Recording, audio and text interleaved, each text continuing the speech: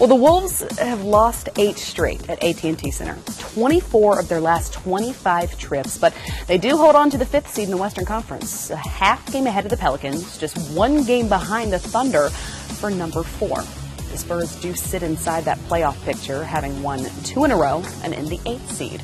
So for more on the Spurs, we welcome in Andrew Monaco. I know you have been asked far too many times. You already know where I'm going with this. Kawhi Leonard is out again tonight. He's played in just 9 games this season. What can you tell us of his status? And it was just about 25 minutes ago that Greg Popovich announced that Pop will be out once again this evening. And it's that way. It goes from game to game, as I say that, and it's Pop, and it's no timetable, anything like that. We just hear from the head coach and if he's available or not. So Kawhi will not be able to play tonight for the Spurs. And Drew, with that being said, you've been around the Spurs for a long time now. How impressed are you with Pop? We know he's a Hall of Fame coach, but with all the stars being injured, two-way players, guys stepping up, where people will come up to me saying, who is Bertans? Who is Patty Mills? Like, we'll let you know the system still works. But without Kawhi, there's no way they can go deep.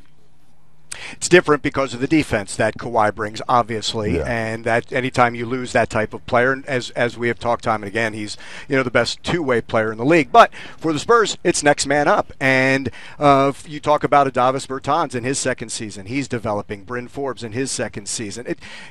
Dennis, as you know, for Greg Popovich, when you join the Spurs team, one of the biggest things is you have to get over yourself. It's not about one player, it's not about one personality, it's about this team. So the lineup has changed a little bit. We're seeing the growth of a young point guard in DeJounte Murray. I said give the keys to the car. My partner Matt Bonner on our pregame and postgame show says it's a pretty expensive car, but we can see his growth, and you see guys like Rudy Gay, Manu Ginobili, who's done it for years, but now this year, Tony Parker. And I think them going to the bench and coming off the bench, that's a lot of experience that the Spurs have in reserve, and I think that's a way for the Spurs to separate themselves from other teams because their bench players have so much NBA experience.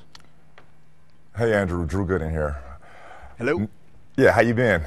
I had a short stint in San Antonio, if you remember. So, yeah. So my question is this: just reflecting on my experience in my past time in San Antonio, I kind of showed up with a torn groin, and the doctors cleared me, the trainers cleared me. The only person that didn't clear me was Greg Popovich. And he thought that I wasn't ready. And we've seen this time and time again. I remember Ginobili having a stress fracture in his ankle and was really getting kind of stressful and kind of getting aggravated for not being out on the floor. And it was kind of getting to him, and he knew he was ready, but Pop said he wasn't ready. Can you see this playing out the same way in Kawhi's situation, and where does this go into free agency? This becomes bigger picture, Drew, as you know, that the Spurs will always be cautious because it's not about just one game. It's not about, I don't even say one series. One game is never more important for a player's career. It's a reason why we're able to see Manu Ginobili play until he's 40. It's a reason why Tony Parker has said, you know what, I'd like to play until I'm 40, a couple of decades. It's a reason why we got to see Tim Duncan play for so many years. When you can manage those minutes and not have to force a player out there and you know how the minutes can just pile up, especially for a team like the Spurs. I say pile up because the first 82, and then they're playing 28, 30 postseason games, and you're doing that year after year. Because those minutes are managed and because the Spurs look at the longer picture, they've always been cautious when it has come to that. So, if that's the big picture, they're always going to err on the side of caution and be in the player's benefit. And this team does have the most difficult schedule remaining in the NBA. What do you see as a realistic expectation for these next 9 games? Honestly, it's can you get in? And I know earlier in the season, LaMarcus Aldridge has said, look, we're playing for third.